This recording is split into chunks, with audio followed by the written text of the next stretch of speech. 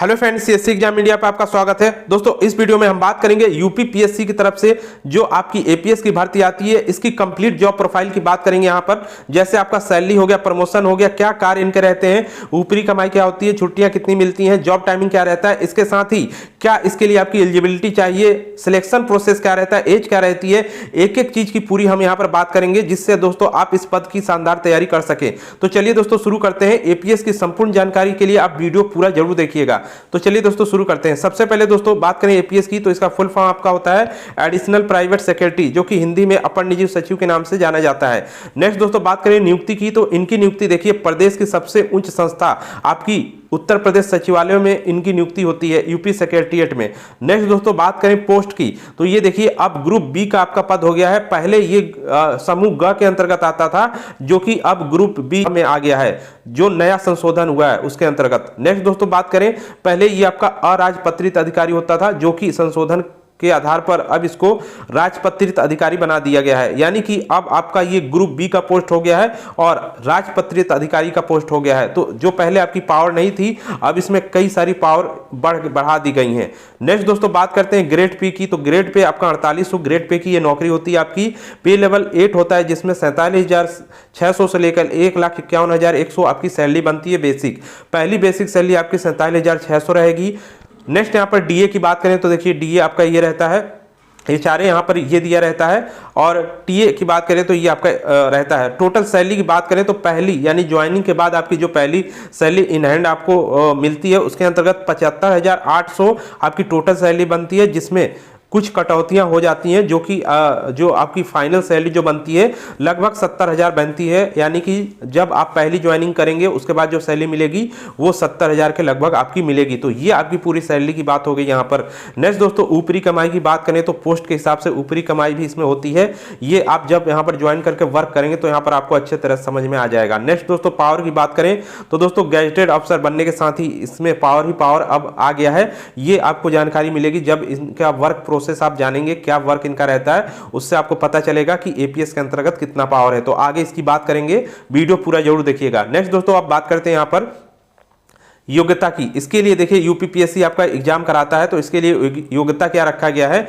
तो देखिए सिंपल आपका यहाँ पर बैचलर डिग्री यानी कि ग्रेजुएशन आपके पास होना चाहिए। किसी भी सब्जेक्ट से कहीं से भी आपने किया हो, मान्यता प्राप्त होना चाहिए।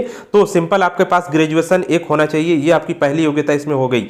इसके अलावा यहाँ पर आपके पास CCC या इसके समकक्ष कोई एक कंप्यूटर सर्टिफिकेट आपके पास होना चाहिए। दूसरी योग्यता ये आपकी हो गई। तो दो मुख्य योग्यताएं यहाँ पर आपके पास होनी चाहिए, एक ग्रेजुएशन और दूसरा CCC का सर्टिफिकेट या इसके समकक्ष कोई योग्यता।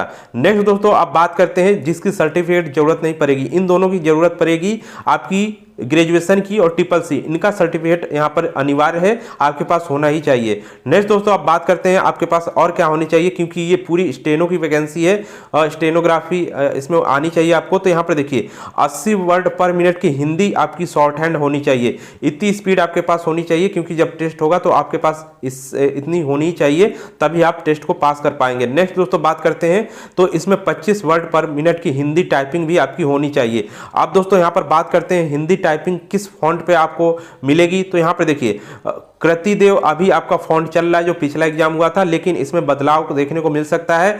यहाँ पे 2 या 2 से अधिक फॉन्ट आपको देखने को मिल सकते हैं। फिलहाल आप कृतिदेव की यहाँ पर आप तैयारी कर रहे हैं, तो इसकी टाइपिंग की करते रहिए। तो दोस्तों यहाँ पर टाइपिंग आपकी हिंदी की हो गई, जो कि 25 वर्ड पर मिनट की टाइपिंग हो गई, और शॉर्ट हैंड यानी कि आपको 80 वर्ड पर मिनट हिंदी का शॉर्ट हैंड होना चाहिए। नेक्स्ट दोस्तों यहाँ पर बात करते हैं कि कुछ लोग इंग्लिश का भी पूछ रहे थे कि इंग्लिश का शॉर्ट हैंड हमको आता है, क्या इसका फॉर्म अप्लाई कर सकते हैं। तो देखिए केवल इंग्लिश का यदि आपको पास स्टेनो का ज्ञान है तो आप इसका फॉर्म अप्लाई नहीं कर सकते हैं, क्योंकि मुख्य रूप से हिंदी टंकण यहाँ पर अनिवार्य है। जिनको हिंदी टंकण आता है वही इसके लिए एलिजिबल है। इंग्लिश का जो यहाँ पर टंकण का ज्ञान है वो केवल यहाँ पर आपको एक्स्ट्रा है, यानी कि आप हिंदी और इंग्लिश दोनों से भरते हैं तो आपको यहाँ पर जो सैलरी होगी वो दोनों का मिला के यानी कि आपको सिंगल से ज़्यादा मिलेगी। यानी जिनको केवल हिंदी टंकण के अंतर्गत रखा गया होगा उनसे ज़्यादा आपको सैलरी मिलेगी यदि आपको दोनों टंकण आते हैं। लेकिन केवल हिंदी इसमें अनिवार्य है, हिंदी आपको आनी चाहिए। हिंदी के साथ यदि इंग्लिश आती है तो सही है, केवल इंग्लिश यदि आप टंकड़ जानते हैं तो फिर इस एग्जाम के लिए आप एलिजिबल नहीं है। हिंदी इसमें मुख्य रूप से आपका है, हिंदी तो इसमें है ही। जिन्होंने भी हिंदी टंकड़ का ज्ञान जिनके पास भी है वो सभी लोग इसका फॉर्म भर सकते हैं। और आगे इंग्लिश नहीं भी आती है तो कोई दिक्कत नहीं, हिंदी से पूरी आप एपीएस पद पर चयनित हो सकते हैं, हिंदी स्टेनोग्राफी के द्वारा ही। तो ये आपका पूरा यहाँ पर कंफ्यूजन जो रहता है अब आपका दूर हो गया होगा। अन्य कोई भी आपको इससे संबंधित जानकारी समझ में नहीं आ रही होगी तो कमेंट जरूर करिएगा। नेक्स्ट दोस्तों एज की बात करते हैं। तो एज इसमें आपकी 21 ईयर मिनिमम होती है, 40 ईयर मैक्सिमम होती है। एज की गणना की बात करें तो जब आपका नोटिफिकेशन आएगा तो उसमें आपका लिखा होगा, इस साल यदि आता है तो इस साल के पहली तारीख से आपका यानी जनवरी से आपकी एज की मिनिमम और मैक्सिमम की गणना की जाएगी। नेक्स्ट दोस्तों एग्जाम पैटर्न और सिलेबस देख लेते हैं। तो यहाँ पे देखिए आपने देखा होगा हमने एक वीडियो बना रखा है जिससे संबंधित पूरी जानकारी उसमें हमने दे रखी है कि क्या सिलेबस और क्या इसमें आपका एग्जाम पैटर्न रहता है। तो उसमें जो सिलेबस हमने जो बताया हुआ है वो आपका प्रीवियस एग्जाम के आधार पर है। और अभी सिलेबस जो इसमें नया नोटिफिकेशन आने के साथ ही सिलेबस बदल सकता है। तो इसमें क्या क्या चीज़ें होंगी आपका हम देख लेते हैं। जैसे प्री एग्जाम आपका होगा, मेंस एग्जाम होगा, स्टेनोग्राफी टेस्ट होगा, उसके बाद टाइपिंग टेस्ट होगा और कंप्यूटर नॉलेज टेस्ट होगा। ये आपके सभी चीज़ें तो इसमें बनी रहेंगी, लेकिन सिलेबस जो होगा प्री एग्जाम का वो आपका चेंजमेंट यहाँ पर हो सकता है। यानी कि पहले जो चीज़ें 100 अंकों की आपकी जो आती थी उसके अंतर्गत हमने बता रखा है क्या क्या चीज़ें आती थी, वो यहाँ पर आपको बदलाव देखने को मिल सकता है। बाकी मेंस एग्जाम में भी बदलाव देखने को मिल सकता है। हिंदी का जो आपका यहाँ पर सिलेबस है वो लगभग समान रहेगा, केवल यहाँ पर आपका प्री एग्जाम से रिलेटेड जो सिलेबस है उसमें आपको चेंजमेंट देखने को मिल सकता है। दोस्तों इसके लिए जल्द ही हम एक वीडियो आपको देने वाले हैं जिसमें सिलेबस जो चेंज रहने वाला है वो क्या रहने वाला है उसमें बताएंगे। इस वीडियो में नहीं बता सकते क्योंकि ये वीडियो काफी इसमें लॉन्ग हो जाएगा। देखिए इसमें अभी जो इस समय आपका देखिए पूरा हमने सिलेक्शन प्रोसेस का वीडियो एक बना रखा है, उसको जरूर देखिएगा। प्लेलिस्ट में जाकर देखिए, आप YouTube चैनल पे जाइए, हमारे YouTube चैनल पे, उसमें प्लेलिस्ट का जो सेक्शन है उसमें जाइए, एपीएस 2023 उसमें लिखा होगा, 2023 एपीएस का जो आपका यहाँ पर बना होगा प्लेलिस्ट, उसमें जाकर देखिए एक एक जानकारी आपको वहाँ पर मिल जाएगी। पूरा सिलेक्शन प्रोसेस क्या रहता है, एग्जाम पैटर्न क्या रहता है। यहाँ पर देखिए जो आपका करंट सिलेबस है उसके अंतर्गत प्री एग्जाम के अंतर्गत देखिए क्या होगा। 100 नंबर का आपका एक यहाँ पर ऑब्जेक्टिव टाइप होगा एग्जाम, जिसके अंतर्गत ये सिलेबस है जो कि हमने पहले ही आपको बता रखा है, 100 अंकों का है। इसके अलावा नेक्स्ट आपका उसी दिन आपका शाम मीटिंग में हिंदी का रिटेन एग्जाम होगा। ये देखिए ऑब्जेक्टिव पहले होगा, उसके बाद रिटेन एग्जाम होगा, उसका सिलेबस ये है। तो ये आपका इस समय का सिलेबस है जो करंट आपके पिछले एग्जाम के आधार पर बनाया गया है, वो आपका ये सिलेबस है। इसमें आपको चेंजमेंट देखने को मिल सकता है। क्या चेंजमेंट बदलाव हो सकता है उसके लिए हम एक वीडियो जल्द ही बनाने वाले हैं जिसमें आपको सिलेबस से संबंधित चेंजमेंट देखने को मिलेगा और क्या हो सकता है, क्योंकि अभी नोटिफिकेशन जारी नहीं किया गया है और ना ही कोई नोटिस यहाँ पर दी गई है सिलेबस के अंतर्गत। तो यहाँ पर कुछ बदलाव किस आधार पर हम बताने वाले हैं आपको, उसको जरूर देखिएगा। जल्दी वीडियो आने वाला है तो चैनल को जरूर सब्सक्राइब कर लीजिएगा। दोस्तों यदि आप एपीएस परीक्षा की तैयारी कर रहे हैं तो इसकी संपूर्ण तैयारी के लिए हमारे चैनल के साथ जुड़ जाएं। जल्दी यहाँ पर आपको नए अपडेट देखने को मिलेगा। इसके साथ ही टेलीग्राम चैनल हमारा है, इसको भी ज्वाइन कर लीजिए। यहाँ पर महत्वपूर्ण नोट्स पीडीएफ आपको मिलते रहते हैं। नेक्स्ट दोस्तों अब वर्क की बात, यहाँ पर जो इनके कार्य होते हैं एपीएस का, उसकी अब बात करते हैं। देखिए पहला आपका देखिए आईएएस स्तर के अधिकारी या कैबिनेट स्तर के मंत्रियों के साथ आपकी नियुक्ति कर दी जाती है। यानी जब इसमें आप सिलेक्शन पा लेंगे तो इनके साथ आपको वर्क करना पड़ेगा। नेक्स्ट दोस्तों बात करें मुख्यमंत्री, विधायक एवं अन्य मंत्रियों के बीच ये सेतु का कार्य करते हैं। जो एपीएस आपके होते हैं वो इनके बीच सेतु का कार्य करते हैं। यानी कि ये जैसे आपके ऊपर आपके मुख्यमंत्री हो गए या कैबिनेट स्तर के मंत्री हो गए और नीचे अन्य कोई मंत्री है, तो उनके पास पहुंचने के लिए आपको एपीएस के थ्रू ही जो है ऊपर मंत्री तक कोई भी कार्यवाही या सूचना जाती है। तो एपीएस का यहाँ पर महत्वपूर्ण रोल रहता है। विभाग की जो बैठकें होती हैं इसकी सूचना अन्य विभाग, क्योंकि देखिए सचिवालय जो होता है आपका किसी भी प्रदेश का, वो मेन आपका हेड ऑफिस होता है किसी भी सरकारी विभाग का, ये ध्यान रखिएगा।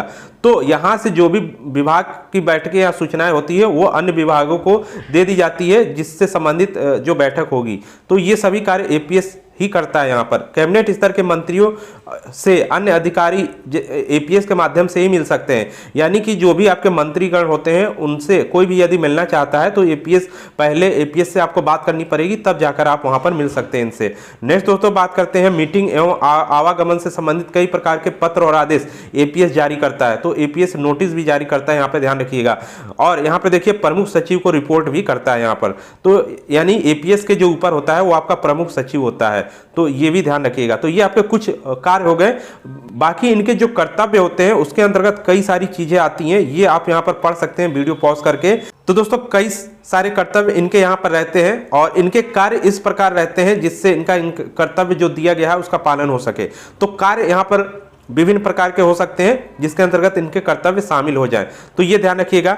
नेक्स्ट दोस्तों अब बात करते हैं पोस्टिंग की। तो पोस्टिंग आपकी लखनऊ सेक्रेटरिएट यानी कि उत्तर प्रदेश सचिवालय जो कि लखनऊ में स्थित है वहां पर आपकी पोस्टिंग होती है और कई अधिकारियों के साथ आपको नियुक्त कर दिया जाता है, या मंत्री कोई है कैबिनेट स्तर का उनके साथ आपको नियुक्ति दे दी जाती है। नेक्स्ट दोस्तों जॉब टाइमिंग की बात करें तो आपकी जॉब टाइमिंग ये भी रहती है। इसके अलावा भी प्लस में आपका अन्य कार्य के लिए भी यहाँ पर एक्स्ट्रा टाइम लग सकता है, तो ये भी ध्यान रखिएगा। ये टाइमिंग के अलावा भी अन्य कार्य के लिए आपको टाइमिंग की जरूरत पड़ सकती है। नेक्स्ट दोस्तों बात करें छुट्टियों की, तो कई सारी छुट्टियां रहती हैं जो कि एक सरकारी कार्यालय में जो छुट्टियां मिलती हैं वही सब आपकी इसमें रहती है। एक्स्ट्रा छुट्टियां भी इसमें दी गई रहती हैं, तो यहाँ पर मेडिकल लीव और अर्न लीव भी आपको मिलता रहता है। तो दोस्तों ये आपकी पूरी छुट्टियां यहाँ पर मिलती हैं इसके अंतर्गत। नेक्स्ट दोस्तों बात करते हैं प्रमोशन की। तो मेन यहाँ पर देख लीजिए प्रमोशन सबसे अच्छी बात है, इसमें प्रमोशन जो मिलता है काफ़ी अच्छे लेवल का प्रमोशन है। पहले आपकी नियुक्ति जो होती है अपर निजी सचिव के रूप में होती है जो कि 4800 ग्रेड पे होता है। नेक्स्ट उसके बाद आपका प्रमोशन होगा वो निजी सचिव के पद पर होगा। कई प्रकार के निजी सचिव आप बनेंगे। पहले स्तर के निजी सचिव जो आप बनेंगे उनका 5400 ग्रेड पे रहेगा। उसके बाद जब दूसरे स्तर पे जाएंगे तो 6600 ग्रेड पे आप जाएंगे।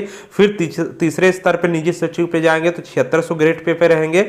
फिर चौथे स्तर के निजी सचिव पे जाएंगे तो 8700 ग्रेड पे आप रहेंगे। उसके बाद चौथे स्तर के बाद डायरेक्ट आपके प्रमोशन मुख्य सचिव के पद पर हो जाएगा जो कि 8900 ग्रेड पे आपका रहता है। तो ये जो मुख्य सचिव होता है उसके जो कार्य होते हैं यहाँ पर आप देख सकते हैं, काफी बड़ा पद ये आपका होता है। एक आप समझ लीजिए टॉप लेवल का, टॉप संस्था का टॉप लेवल का ये आपका पद होता है। यानी कि सचिवालय एक तो पूरे प्रदेश की आपकी उच्च संस्था है, सरकारी विभाग है सबसे ऊंचे लेवल पे, और उसका भी सबसे जो हेड होता है वो आपका मुख्य सचिव यहाँ पर होता है। तो देखिए कितने ऊपर तक आपका प्रमोशन यहाँ से हो सकता है। और कुछ कार्य यहाँ पर दिया गया है, इनके मुख्य सचिव के ये कार्य हैं जो कि करने रहते हैं। तो ये आपका पूरा मुख्य सचिव का जो होता है कार्य होता है, तो यहाँ पर देख सकते हैं। तो दोस्तों ये आपका एपीएस से संबंधित पूरी जानकारी हो गई। अन्य कोई भी आपको जानकारी चाहिए तो कमेंट जरूर करिएगा। मिलते हैं नेक्स्ट वीडियो में नए अपडेट के साथ। और दोस्तों चैनल को जरूर सब्सक्राइब कर लीजिए जिससे आपको यहाँ पर इस एग्जाम से संबंधित संपूर्ण तैयारी हम यहाँ पर आपको करवा सकें, और साथ ही video classes, PDF notes, video test series और टेस्ट सीरीज पीडीएफ के माध्यम से पूरी तैयारी आप इसकी कर सकें। तो दोस्तों अन्य कोई भी आपको जानकारी चाहिए तो कमेंट जरूर करिएगा। मिलते हैं नेक्स्ट वीडियो में।